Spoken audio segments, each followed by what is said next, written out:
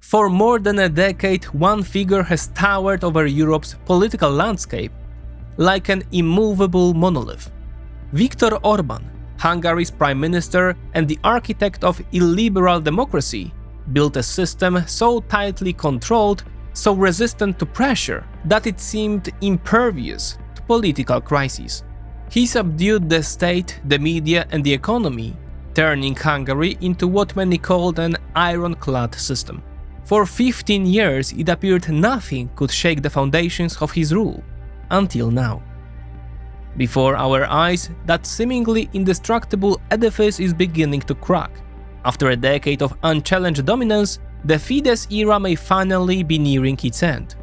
And the spark came from within Orban's own system, from a man once at its very heart. That man is Peter Magyar, once a loyal insider, now Orban's fiercest rival. In just over a year, Magyar has become a symbol of hope for millions of Hungarians.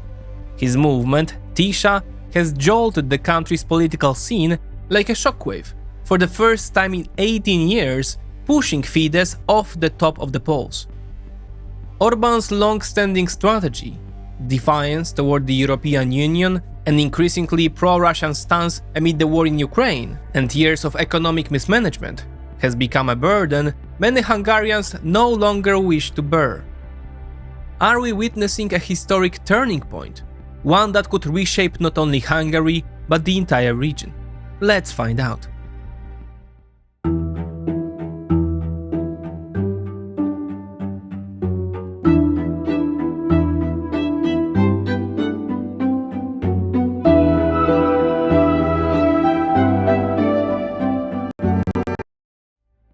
Hungary is showing how fragile even the most stable systems can be. For years it seemed that Orban had built an unshakable political fortress, until cracks began to appear where no one expected them. The same is true for markets. Change often comes suddenly, precisely when most people believe nothing will happen. That is why I use XTB, the investment platform that has supported our channel for years and helps me track global markets every day.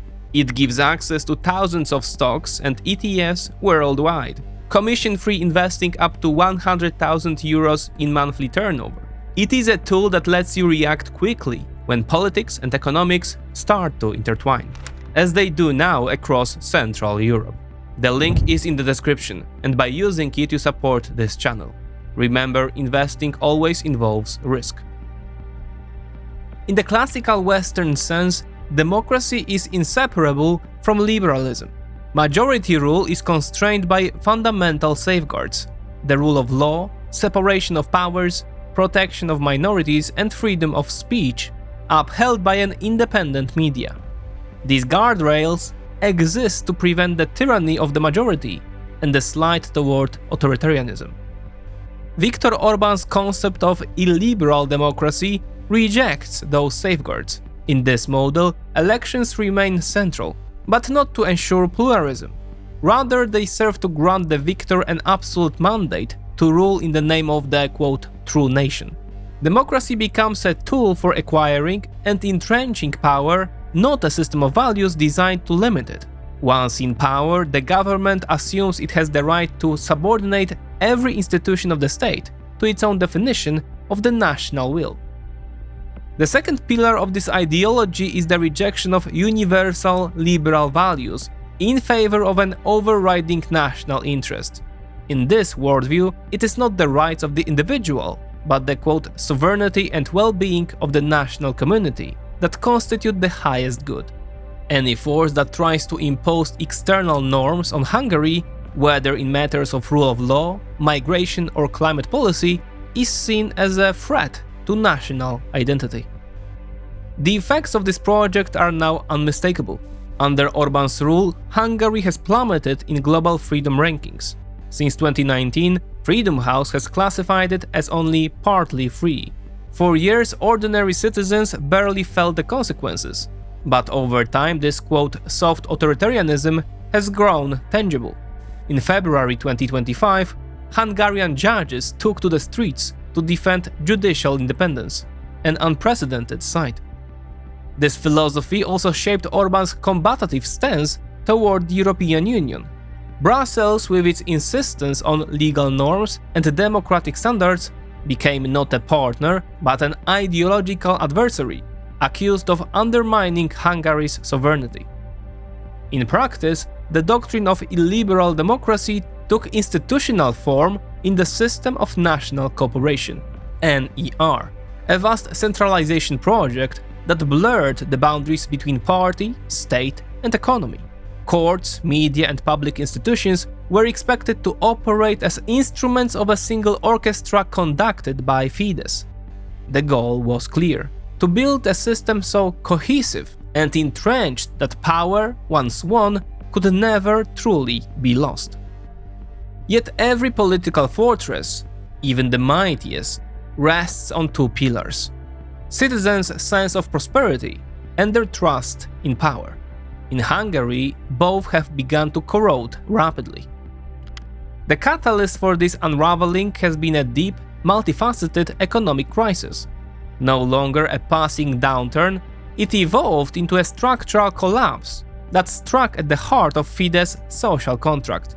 In January 2023, Hungary's inflation soared to a staggering 26%, one of the highest rates in the entire European Union. Though the government eventually managed to bring it down, the cumulative effect of years of rising prices hit ordinary Hungarians with brutal force.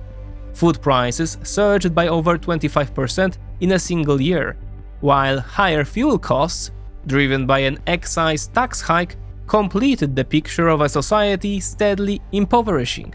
All this came as the economy contracted by 0.8%, with growth forecasts for the coming years remaining bleak. The country's economic decline easy to see from bird's eye view. In 2010, when Viktor Orban began his second, long stretch in power, the average Hungarian was slightly wealthier than the average Pole and notably richer than the average Romanian.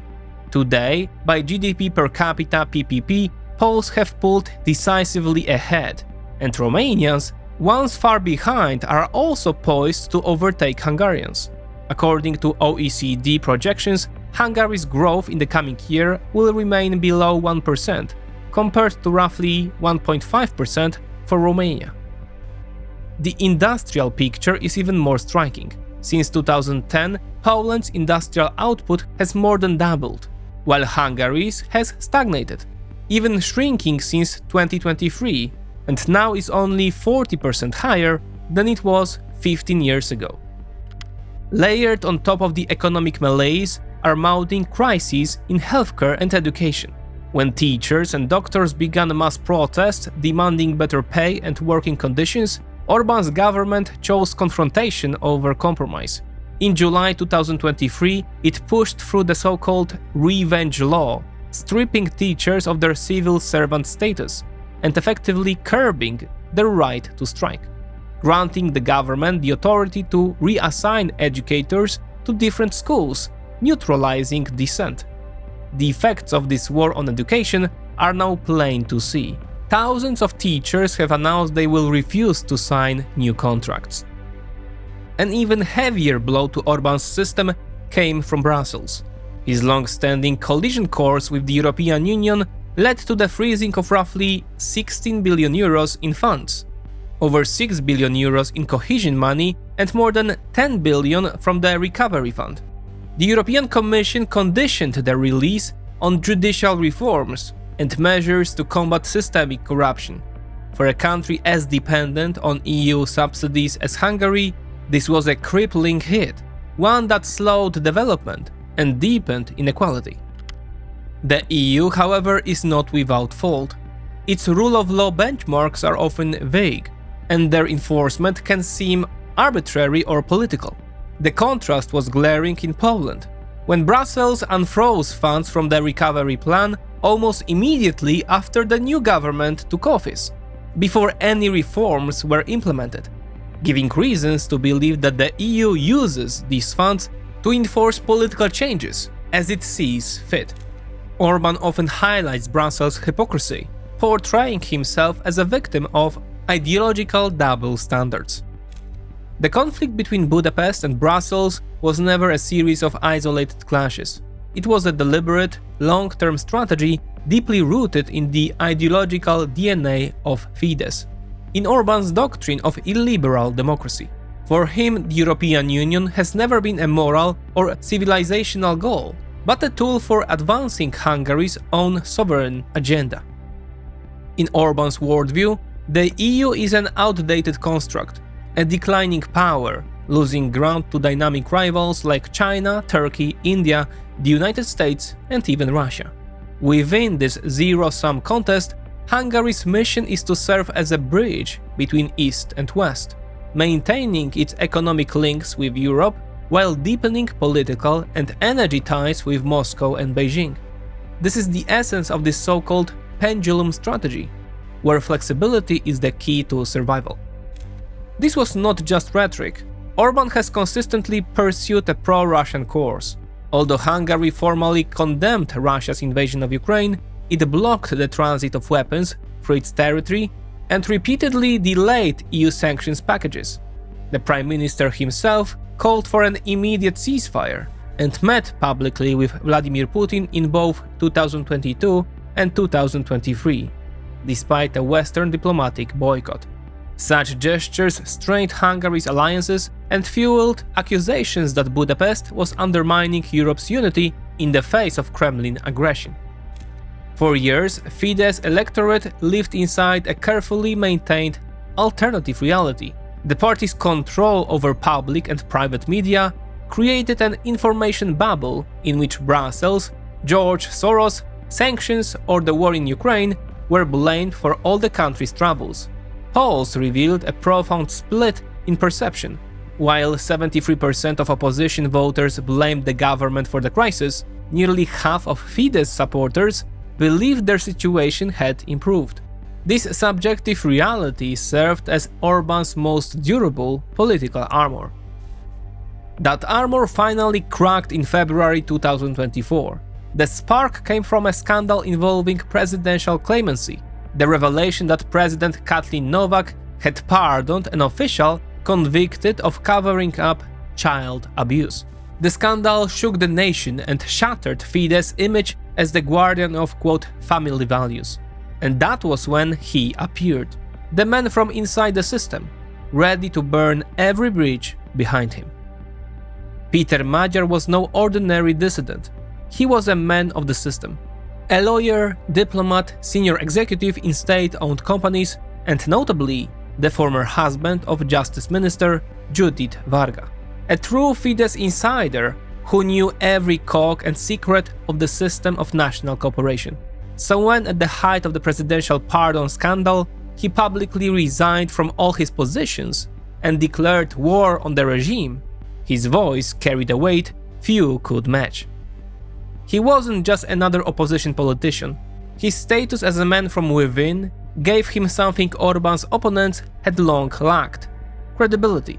To millions of Hungarians, Magyar wasn't merely criticizing corruption. He was exposing it from first-hand experience. He spoke not as a theorist, but as a participant who had decided to break the code of silence. Magyar moved fast. Rather than founding a new movement from scratch, he took over a small, existing centrist party, Tisza, the Party of Respect and Freedom, and transformed it into the vehicle of a political revolution. His program, pragmatic and focused on bread and butter issues, struck directly at Fidesz's weakest points. Magyar declared a war on corruption and pledged to hold the elite accountable and unblock frozen EU funds, which he framed as the key to modernizing Hungary.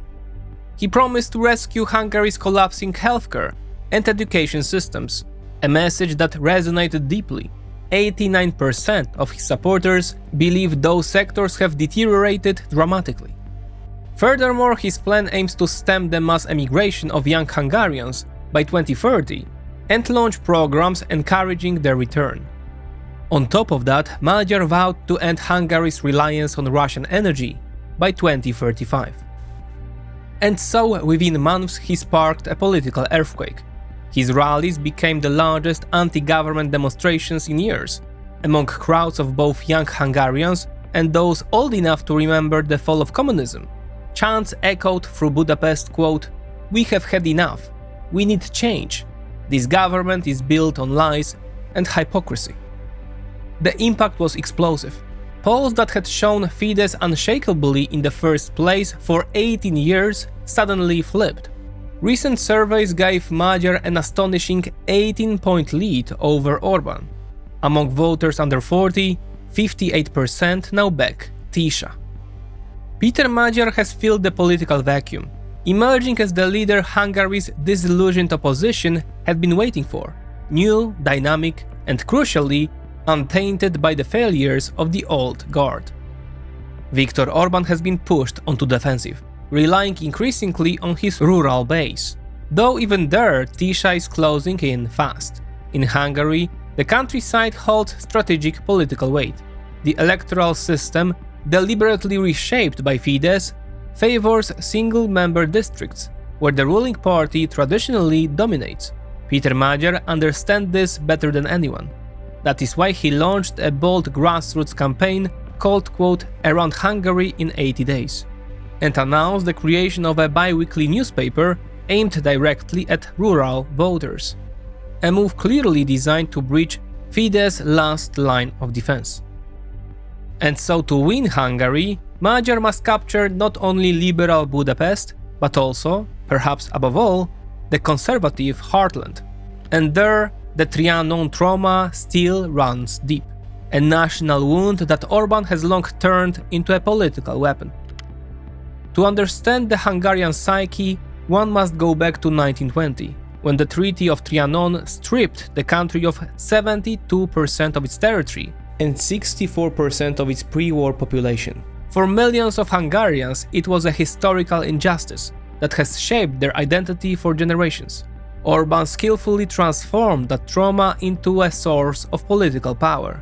He established June 4th as the Day of National Unity, granted citizenship to ethnic Hungarians abroad, and surrounded them with generous financial support. As a result, millions of dual citizens, particularly in Transylvania and Zakarpattia, became a loyal voting bloc for Fidesz. Orban's symbolic revisionism, including his frequent use of maps depicting Greater Hungary, further entrenched this emotional myth that continues to resonate deeply among many voters. How will Peter Magyar navigate this delicate terrain? His approach will likely be one of correction, not revolution. A Tisza-led government would probably abandon Orban's confrontational rhetoric and symbolic provocations, favoring reconciliation and improved relations with Hungary's neighbors. During a recent visit to Oradea in Romania, Magyar spoke of, quote, "respecting existing borders" and the need for dialogue, signaling a desire to ease regional tensions. Support for the Hungarian diaspora will likely remain, though in a more transparent and less politicized form. A change of power in Budapest would inevitably cast doubt on Hungary's unusually close relationship with China, a partnership that flourished under Viktor Orban like nowhere else in the European Union. Over the past decade, Hungary has become Beijing's primary bridgehead in Europe, hosting massive investments such as CATL's battery gigafactory in Debrecen and BYD's electric vehicle plant in Szeged, effectively transforming the country into a regional hub for Chinese electromobility. Yet many of these projects sparked public backlash over environmental concerns, opaque contracts, and the government's eagerness to accommodate Beijing's terms.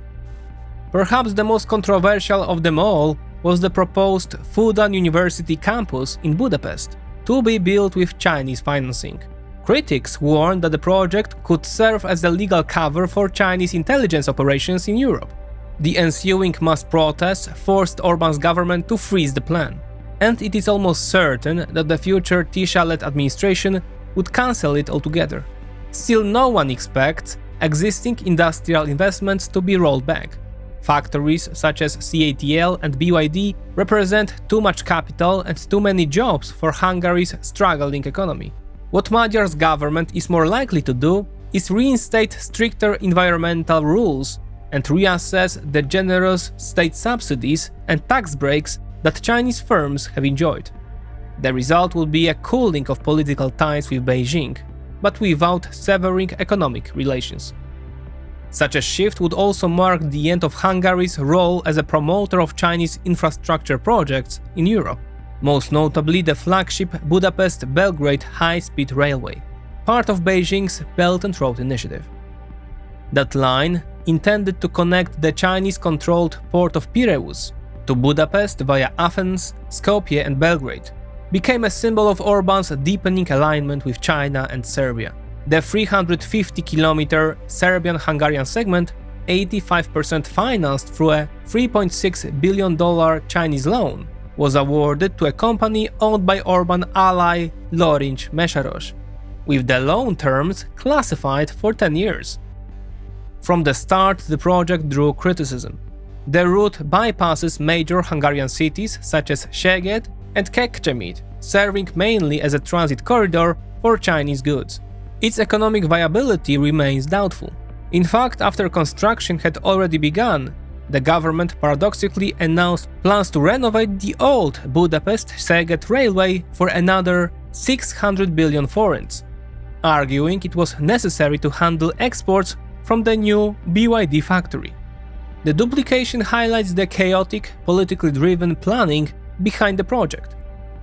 Even so, with construction nearing completion, a Tisza government would have little choice but to see the project through, albeit without the triumphalist rhetoric that once framed it as a cornerstone of Orban's eastern opening. One can, however, expect a new level of transparency under a Tisza government, the declassification of secret contracts, greater public oversight, and perhaps even attempts to renegotiate the terms of Chinese loans. And so in its relations with Beijing and Belgrade, Tisza is likely to adopt a pragmatic stance, maintaining economic cooperation but without political grandstanding, and without signing up for new mega-projects dictated by Beijing's terms. The real revolution, however, may come in Hungary's relationship with Moscow. Under Orban, Hungary became the most pro-Russian member, with energy as the cornerstone of that partnership. The centerpiece of this alliance is PAX-2, a nuclear power plant being built by Russia's Rosatom and financed 80% by a 10 billion euros Russian loan. Even after Russia's full-scale invasion of Ukraine, Budapest pressed ahead with the project, and Orban personally defended it in Brussels, blocking sanctions on Russian uranium. Hungary also remains heavily dependent on Russian oil and gas, shielded from EU embargoes by special exemptions. In return, Moscow offered discounted prices, helping Fidesz cash in voters from the full impact of Europe's energy crisis. A Tisza government would face a daunting task: unwinding years of deep energy dependence without triggering economic shock. Peter Magyar has pledged to phase out Russian hydrocarbons by 2035.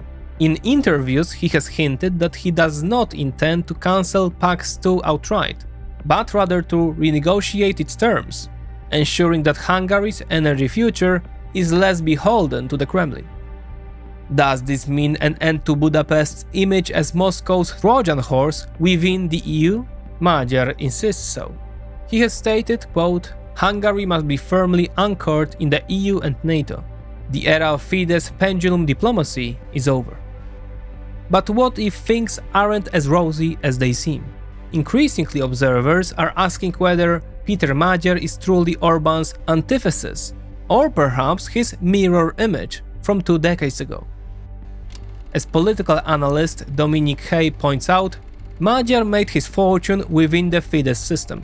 His style, rhetoric, and political instincts often echo the young Viktor Orban of the early 2000s. He knows how the machine works, he has connections, and he was part of the very establishment he now denounces. And while he has hinted for months that he holds compromising material on the government, he has yet to reveal anything truly explosive. This raises an uncomfortable question. Is his turn to the light a genuine act of rebellion, or a controlled transformation designed to manage change without breaking the system? Magyar likes to present himself as a kind of a moral Robin Hood, a court insider who abandoned the king's palace to stand with the people. Yet, as Hay notes, he still lives in the comfort built by Fidesz, and has never fully cut ties with his own past in the corridors of power. His policy positions remain vague. He opposes further centralization of the European Union, but offers no clear vision for integration. He criticizes Orban's passivity toward Russia's aggression, yet his Tisza movement has abstained from voting on resolutions condemning Moscow's actions in the European Parliament. This caution is deeply pragmatic. Magyar knows that any overt pro-Ukrainian stance would be weaponized by pro-government media as, quote, dragging Hungary into the West's war with Russia. So he treads carefully, condemning aggression but without fiery rhetoric. Even if Tisza wins the next election, the system itself may simply refuse to change. Over the years, Fidesz has meticulously fortified its rule, redrawing electoral districts, changing seat allocations, introducing winner compensation rules, and extending voting rights to the Hungarian diaspora, which votes for Fidesz by over 95%. Orban now controls a political and media apparatus capable of neutralizing almost any challenge. As more analysts warn, in Hungary, winning an election may not be enough. One must also wrest power from a system engineered to survive anything. That, more than the campaign itself, will be Peter Magyar's true test. The outcome of this struggle remains uncertain. Recent polls show Magyar leading Orban by an astonishing 18 percentage points. But one thing is certain: the current Prime Minister will use every tool at his disposal to cling to power. And after 15 years in office, he has built plenty of them. For Tisza, only a landslide victory would make real change possible, one strong enough to amend the constitution and dismantle the architecture of illiberal democracy. And so the battle for Hungary's future is only beginning. Orban still commands vast resources, but for the first time in years, a wind of change is blowing over the Danube.